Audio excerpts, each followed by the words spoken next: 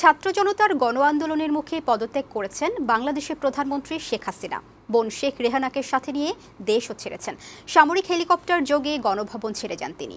সোমবার এই সংবাদ জানিয়েছে আন্তর্জাতিক গণমাধ্যমগুলো। গণভবনে ঢুকে পড়া বিক্ষুব্ধ জনতা ও ঢাকার রাজপথগুলোতে উল্লাসিত জনগণের ঢলকে ঐতিহাসিক মুহূর্ত বলে উল্লেখ করা হয়েছে বিভিন্ন আন্তর্জাতিক সংবাদ মাধ্যমে। শামিমা ইসলামের প্রতিবেদন। কোটা সংস্কার আন্দোলনকে কেন্দ্র করে কয়েক সপ্তাহের অস্থিরতার পর পদত্যাগ করেছেন বাংলাদেশের প্রধানমন্ত্রী শেখ হাসিনা। নিরাপদ আশ্রয়ের উদ্দেশ্যে দেশও ছেড়েছেন তিনি। সাথে আছেন ছোট বোন শেখ রেহানা। সোমবার এমন খবর জানিয়েছে বিশ্বের বিভিন্ন সংবাদ মাধ্যম। ভারতীয় সংবাদ মাধ্যম এনডিটিভির একটি ভিডিওতে দেখা গেছে সোমবার দুপুরে একটি সামরিক হেলিকপ্টারে করে দেশ ছাড়েন শেখ হাসিনা। শেখ হাসিনা পদত্যাগ করেছেন শিরোনামে সংবাদ দিয়েছে বিবিসি। স্থানীয় প্রতিনিধির বরাতে বিবিসি জানিয়েছে শেখ হাসিনা নিরাপদ আশ্রয়ের জন্য দেশ ছেড়েছেন। বোন শেখ রেহানাকে নিয়ে ভারতে গেছেন তিনি। সেনাবাহিনীর তত্ত্বাবধানে অন্তর্বর্তীকালীন সরকার গঠিত হবে বলেও জানানো হয়েছে প্রতিবেদনে।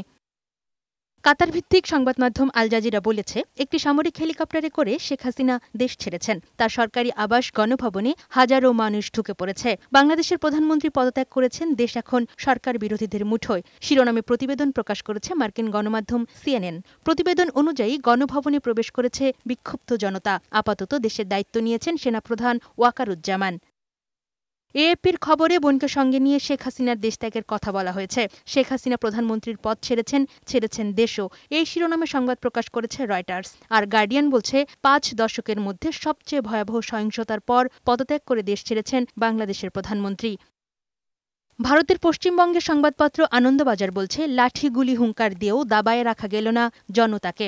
গণবিক্ষোভের জেরে শুধু প্রধানমন্ত্রিত্ব থেকে ইস্তফা দেয়াই নয়, আগস্টেই বাংলাদেশও ছাড়তে হল শেখ হাসিনাকে। শেখ হাসিনার পদত্যাগ, দেশত্যাগ ও বাংলাদেশের সাম্প্রতিক সংবাদ গুরুত্বের সাথে প্রকাশ করেছে Deutsche Welle, Times of India, Hindustan Times সহ বিশ্বের অন্যান্য গণমাধ্যমও। ডেস্ক রিপোর্ট, বৈশাখী সংবাদ।